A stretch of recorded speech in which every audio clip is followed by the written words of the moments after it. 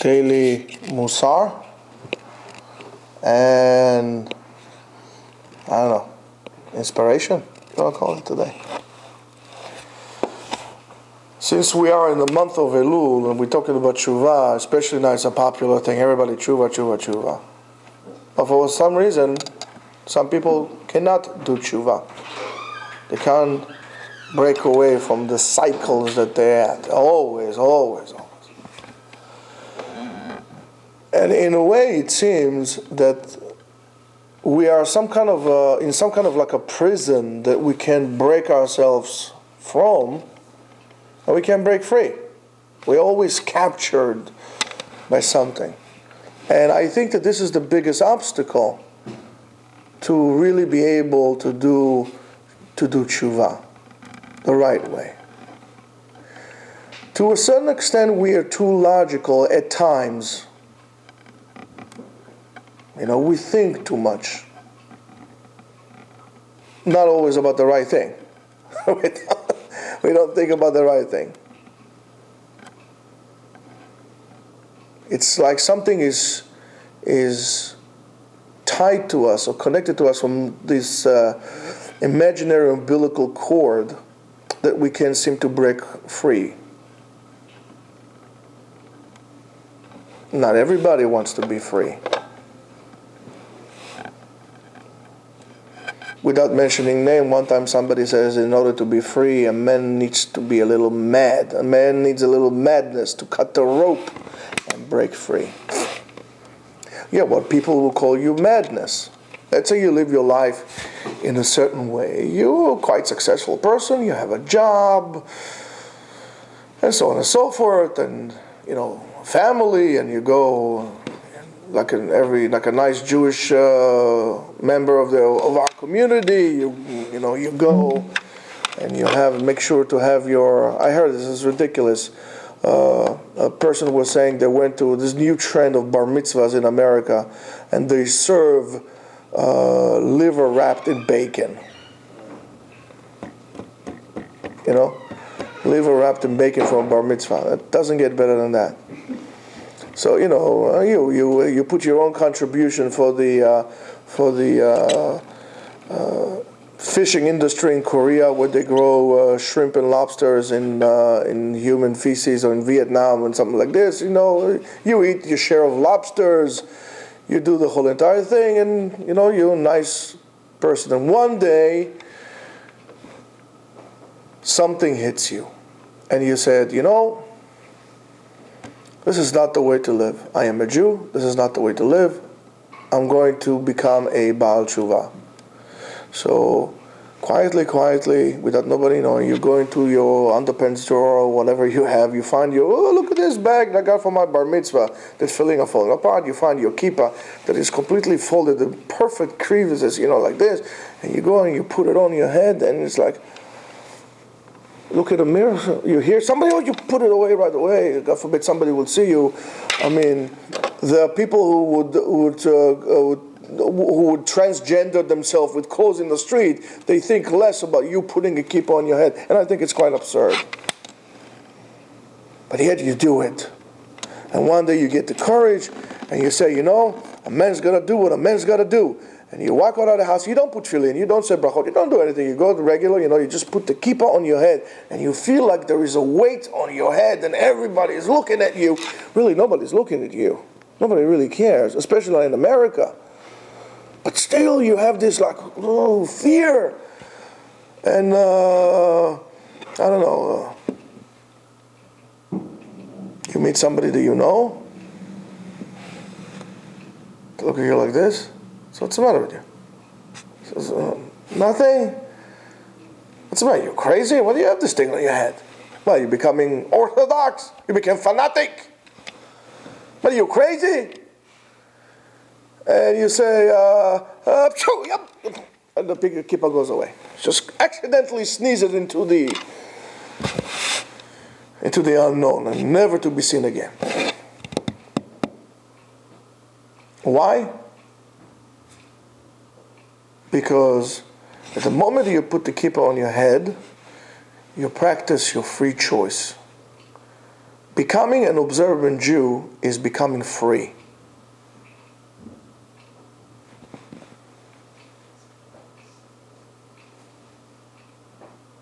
Not everybody wants to be free. And why I'm saying an observant Jew is becoming free? Because you need to make decisions all the time, and you need to assume responsibility for your actions all the time. Only free people do that. Only free people have a free choice. Only free people give a din v'cheshbon to what they do. And they have to report to only one person, that's God. So therefore are you really free? Are you really free? And everyone will tell you, yeah, I mean, there were many questions, many ways to answer that question if it's, to answer that. And I can tell you this, most people, not only they don't know the answer, they don't even know how to approach this question.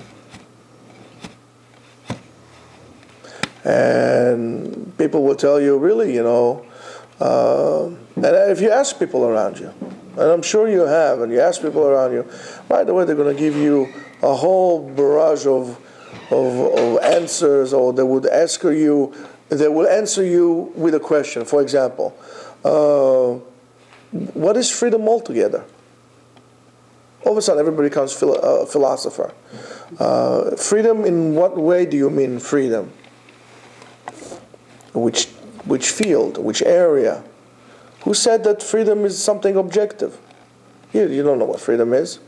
And on and on and on and on, and all this question give you a legitimacy to do one thing, to avoid giving an answer. The truth is, there is a very, very simple answer to that, which is quite quick and quite direct. And in a way that you could figure out yourself if you are free and how free you are, if of course you want to know. And I always tell you that. And that's the success of this exercise will be determined on your honesty to answer and to realize that you will never dare to lie to others as much as you lie to yourself. You never dare to cheat others as much as you cheat yourself. Take that in mind.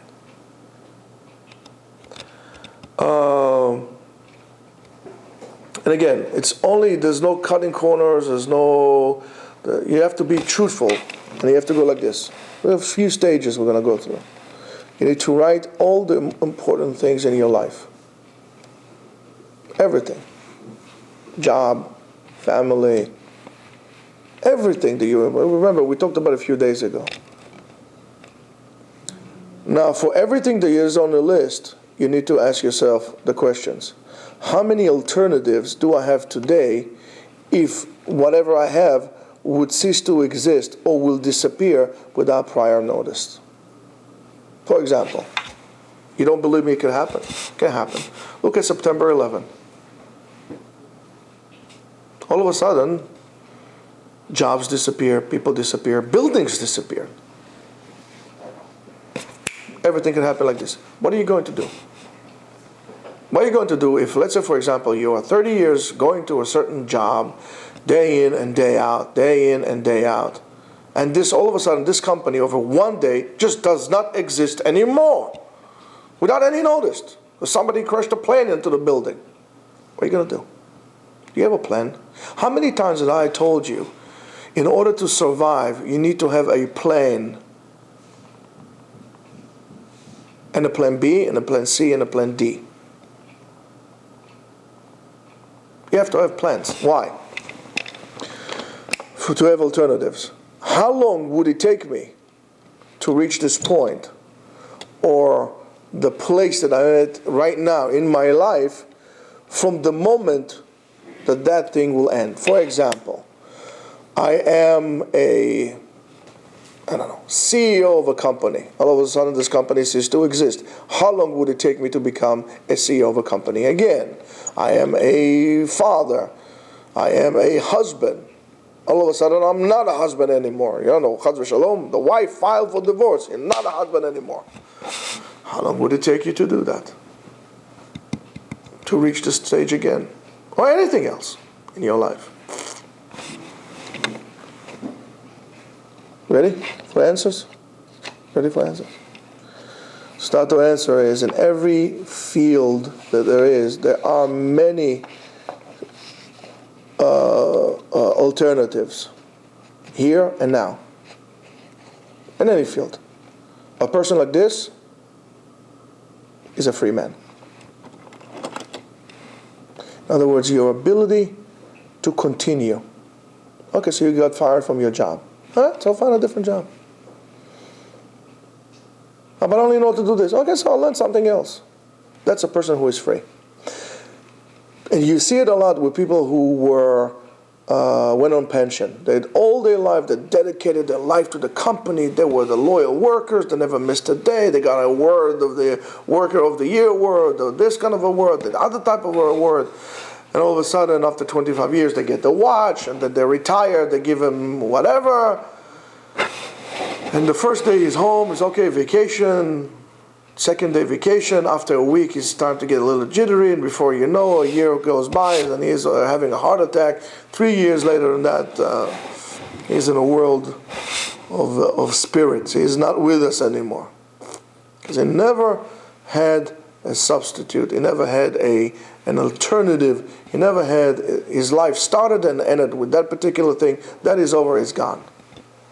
A person loves his wife very much, not divorced. All right. Baruch Hashem, there's like billions of women in the world.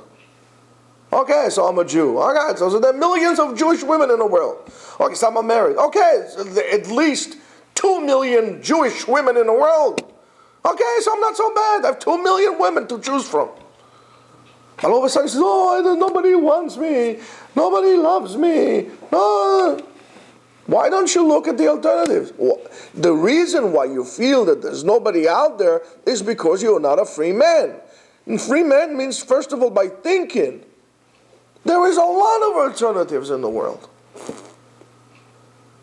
That's one of the things that people refused to leave their countries during the Holocaust, even though they knew the Nazis are coming there. They felt that there's nowhere for them to go. What do you mean nowhere to go? Go to Australia. Go somewhere. Those who did ran away to Shanghai. Look, they survived. And their great-grandchildren are learning Torah all over the world in greater numbers than ever. There is an alternative. That amount of alternatives you create to your lives will mean or will determine your freedom. I'm going to go to, I don't know, give me a name of medical school. I don't know, Albert Einstein Medical School. All of a sudden they don't want me. They rejected me. All my life is in shatters because I didn't get into Albert Einstein. You know how many medical schools are out there in the world? Why are you limited to one thing? If your answer is in every field that you add, you're going to find few substitutes. Not a lot. Few. You're chained. You're chained. Limited. And if your answer is that you're going to see that there is no alternatives in any field whatsoever, you are enslaved.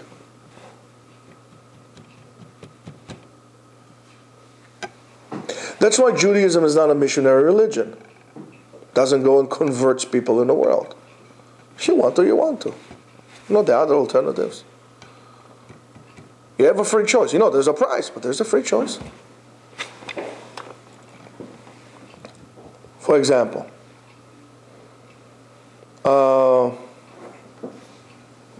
let's say, for example, you have a business with you have to have people who are workers. The workers have a special specialty. Their specialty is so special that all very special people do that specialty. And are you a free man? The answer is what? It's very clear. If you have immediate substitutes or alternatives to the people you hire, yeah. If it's going to, if you don't have alternatives and you're dependent on these people which you are hiring, You're not a free man. You're not the real boss. They will determine to you what you could do and not do. In other words, you will have to start dancing to their flute. So let's say, for example, you have a restaurant and you have a famous chef there. And he has decided to, I'm irreplaceable. And you believe him. You're doomed. Because at this point on, he will tell you, I think you should step down and I'll run the place. And you would say, okay, you're right.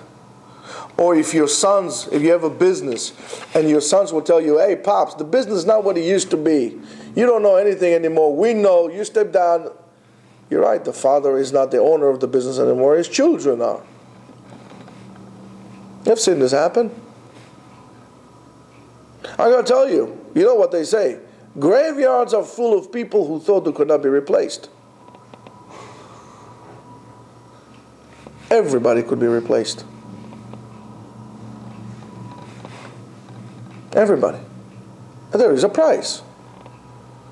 When I was doing a certain thing, it took 7 people to replace what I did. 1 person, 7 people. I was replaced. 7 people did it, but I was replaced. Everybody could. The only one who cannot be replaced is God. Everything else could be replaced. Moshe Rabbeinu was replaced. They put Yeshua. Don't fool yourself when you are on this side of the track or on the other side of the track. Let's say, for example, you can look at it anywhere, whether it's your investment, now I'm obligated to this. You see an investment, you bought something, it doesn't do so well.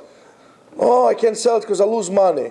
Now you become a slave of your property. Sell it, so lose some money. What's the big deal? Make it somewhere else.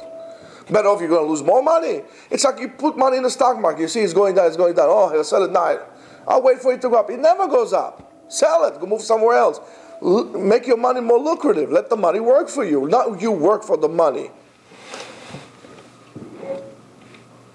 Whether it's your diet or anything like this.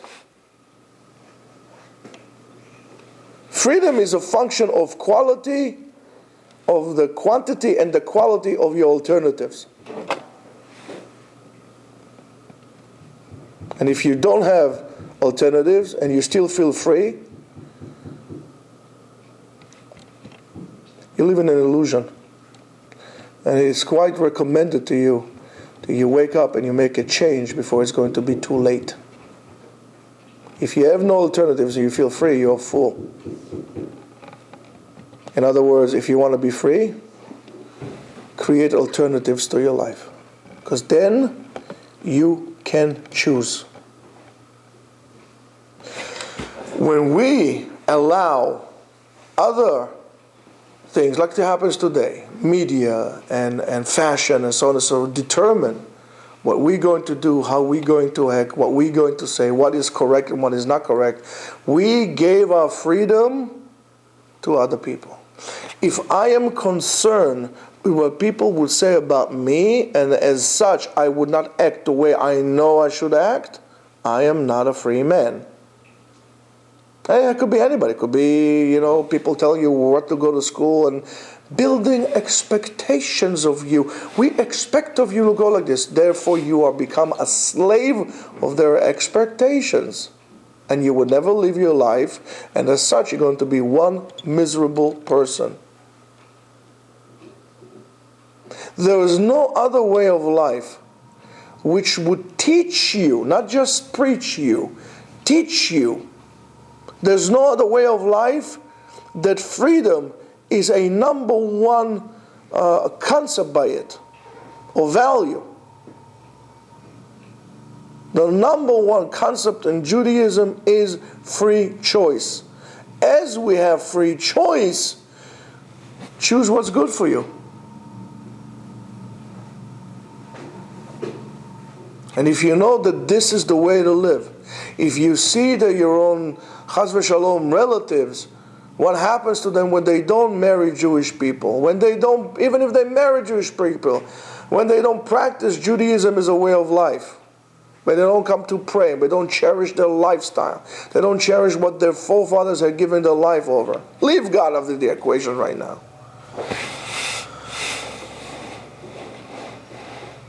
Just for that, a person would say, listen, I don't want this to be a part of this. I don't want to be a part of the genocide of Am Israel. But this time it's being done by us. I don't want to be a part of this. So your person needs to give an answer. And he needs to acquire that answer. Why did you live your life like that? You don't have it. And people ask you, why do you live your life with a kippah on your head? Why did you put this yarmulke on your head? Why do you do this? Because I am a Jew. That's your answer. And that's why I chose to do. HaKadosh Baruch Hu put me in my family. But from that point on, when I became 13, it was my choice to live my life as a Jew. I could not deny who I am. When a person eats nevelot and tarifot, or goes with shiksas, or does all the things he should not be doing, or desecrates Shabbat, or desecrates Kvod Torah and Chachamim, he denies who he is. And if you deny who you are, you will never be anything, because the only thing you could be is be yourself. So the first step in freedom, the first step in self-fulfillment, is to be able to evaluate your life and to go back to the roots. Make teshuvah. Create alternatives for yourselves. And choose. Choose life. Have a great day.